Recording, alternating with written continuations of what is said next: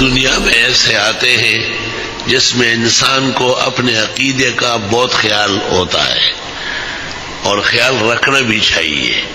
ایک نکاح کا وقت اور دوسرا جنازے کا وقت، کہ اس میں آدمی چاہتا ہے کہ میں اس شخص سے نکاح پڑھا لوں جو میرے عقیدے کا ترجمان ہے اور جس سے مجھے مذہبی اور ایمانی وابستگی ہے. مرزا غلام محمد قادیانی نے اپنے نکاح کے لیے میاں نذیر حسین اہل حدیث کو دہلی سے گرداسپور بلوا لیا تھا اور اس کو اس نکاح کی خوشی میں ایک مسلح اور 3 روپے دیے تھے.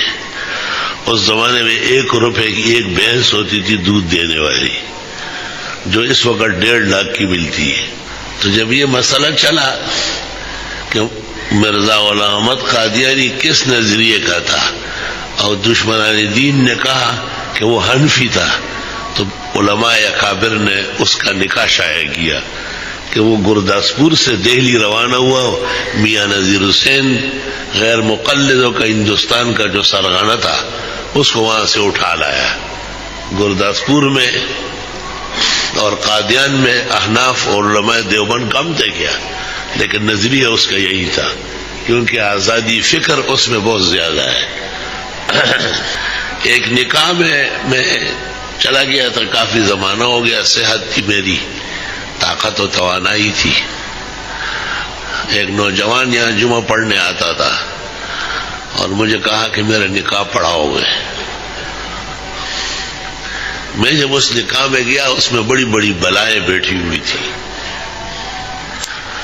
میرے نئی عمر تھی اور شباب تھا، اور بھی 2-3 نکاح تھے، اس میں اور لوگ تھے، عجائب و غرائب تھے. تو ان کی کوشش تھی کہ یہ نکاح بھی وہ پڑھ لے، لیکن اس نوجوان نے کہا کہ نہیں، آپ نے پڑھنا ہے میرا نکاح، اور اگر آپ نے یہ نکاح نہیں پڑھا تو آپ کے پیچھے جو میں نے 8 سال سے جمعے پڑھے ہیں وہ دوبارہ لوٹاؤں گا.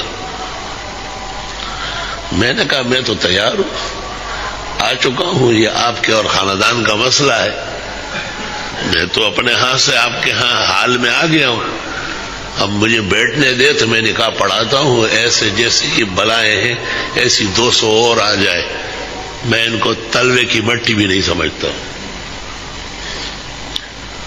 تو ان بزرگوں نے مجھے کہا جو اور لوگ تھے کہ آپ تشریف لے جائیں. تو میں نے کہا ٹھیک ہے. میں اٹھ کے روانہ ہوا تو وہ لڑکا بھی آیا گاڑی نکال کے اور شادی کے وہ سیرے ویرے پٹاخے یوں پھینک دیے، کہنے لگے کسی اور کا نکاح ہو جائے، میرا جب ہوگا یہ مولانا پڑے گا.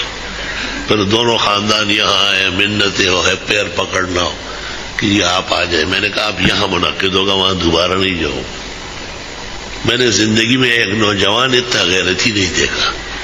اس نے کہا ایسے بہت سارے نکاح ایمان پر قربان کر دوں گا میں، لیکن میں اپنا عقیدہ نہیں جانے دوں گا. میں نے 8 سال آپ کی اقتداء میں جمعے پڑھے ہیں اور میں مومن مسلم بن چکا ہوں، اور یہ نکاح میری اس خوشیوں کا اب آغاز ہے، اس کو میں گندا نہیں ہونے دوں گا.